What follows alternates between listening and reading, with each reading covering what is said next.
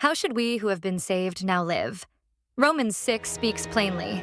The starting point of faith is regeneration, dying and rising with Jesus. In that moment, we sever ties with our former status as slaves of sin and receive a new identity as children of God. Yet the new life is not completed automatically. Even after salvation, sin continually seeks an opening, using our eyes and ears, our lips and hands and feet as its channels. Thus, the believer's everyday life is quiet, yet it is an unbroken series of fierce spiritual battles. Paul offers very practical counsel for the fight.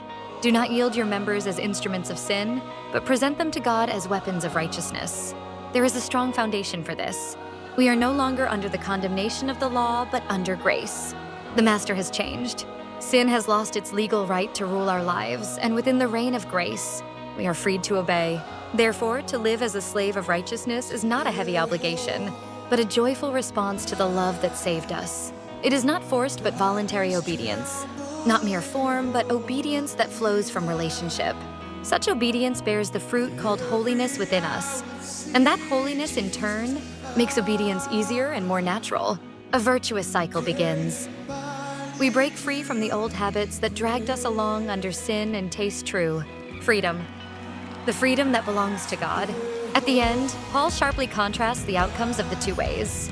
The wages of sin is death. The pleasures sin promises are brief, and what it leaves behind is only emptiness and separation. In contrast, the gift of God is eternal life. Rom 6:23. At the end of the path, God gives lies a life that does not break, a hope that cannot be lost. So how shall we walk today?